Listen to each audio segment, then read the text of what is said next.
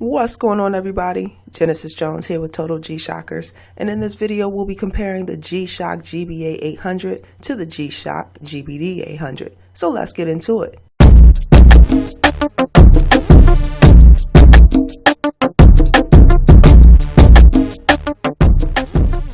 So without further delay, let's get into this comparison. Here's what I think about the GBA-800 and the GBD-800, and I'm going to rank them based on 4 categories. So number 1, design.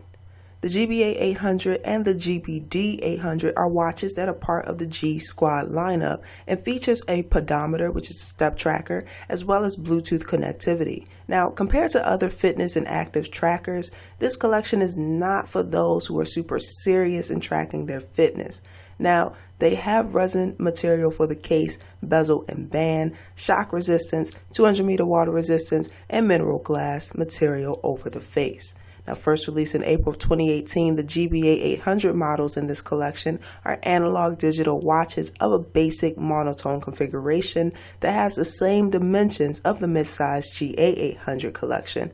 The GBA-800 has a front button under 6 o'clock, and this button is for the LED light, analog hands, and a digital display at the 6 o'clock position on the face. Now here are the current models of the GBA-800 collection.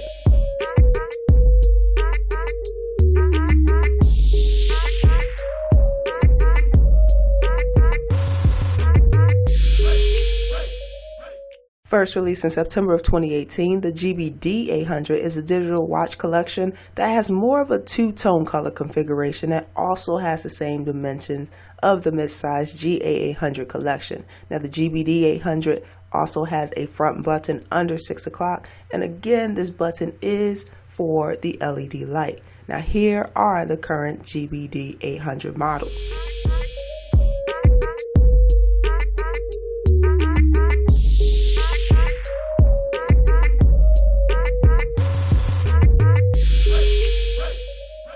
The GBA and GBD have the same size, both with a 54.1 millimeter case size, and the GBA-800 weighs 61 grams and the GBD-800 weighs 59 grams. So as you can see from the colors and the watch dimensions, these are great for both men and women. Number 2, battery life. The GBA-800 and the GBD-800 models do not have tough solar. The GBA-800 runs off a CR 2016 battery for approximately 2 years, and the GBD-800 runs off a CR 2025 battery for approximately 3 years. Number 3, activity tracking / app. Now both the GBA and GBD have a 3-axis accelerometer and can be paired with the smartphone through the G-Shock connected app so that you can track and view your steps taken and calories burned daily. With the app, you get to see a graph that breaks down the steps taken into 5 MET levels so that you can view it per day, week, or month. Now, METs are short for metabolic equivalents. This is the ratio of the work metabolic rate to the resting metabolic rate. So it measures the rate at which you do some form of physical activity, let's say walking, running, lifting, etc., against the rate at which you sit quietly without much activity. Now, I am a certified personal trainer, so I could really geek out on this. Side note, here I am. Gorgeous. And to the posterior pose. By the way, hashtag women lift too. Trust me, we do exist. I promise you.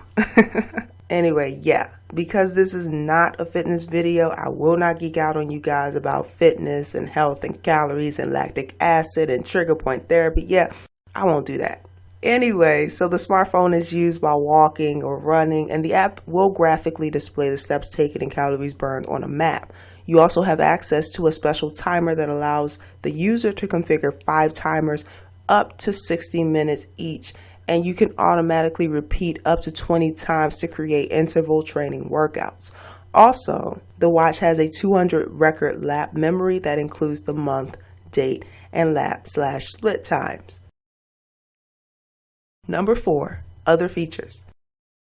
Now we went through some of the features so far, like Bluetooth and step count sensor, but other features to note: the GBA-800 has a double LED light, while the GBD-800 has a super illuminator LED backlight.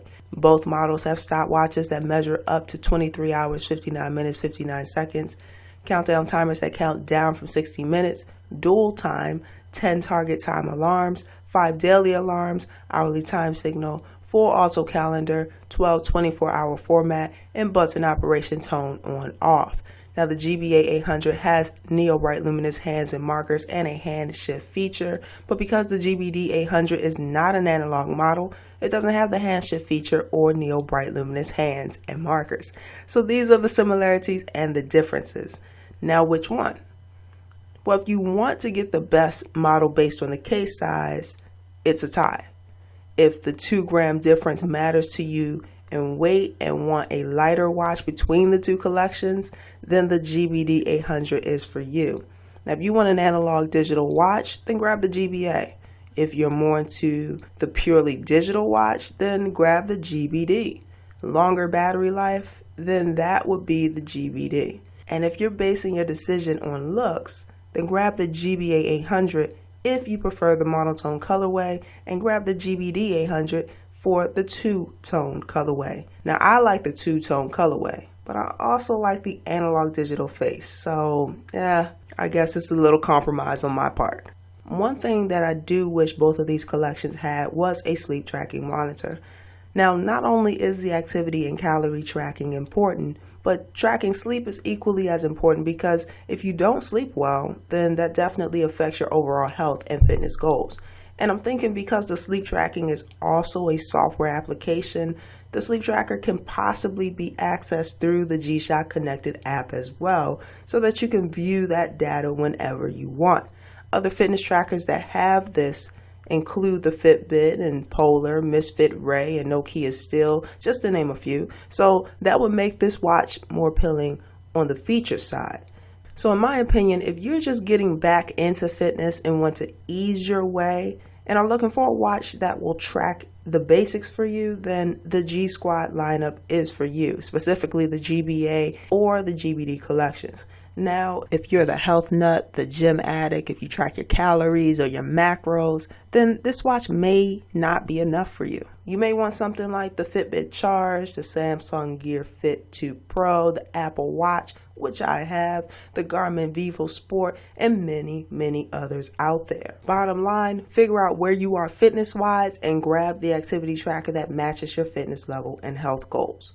So that's all for today, everyone. Hopefully this video helped to iron out the similarities and differences between them. Thanks so much for the questions about these models. Link of the comparison guide is available in the description. Also, links of these watches are found in the description as well. Now, if you have a question or want a specific video about G-Shock done, just put it in the comment section. I'll see it and respond, and we'll be happy to get that video out to you if you request it. Now, we are getting a lot of video requests, which we are grateful for. Thank you. So please be patient as we get these video requests out in a timely manner. Now, if you like this video, give it a thumbs up. Also, if you didn't like this video, give it a thumbs down. All I really care about is making sure I'm dropping valuable content that will help you out. So your feedback is greatly appreciated.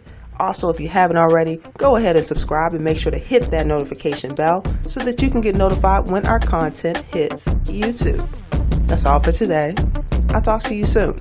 And as always, continue to rock your G-Shock nonstop. Deuces!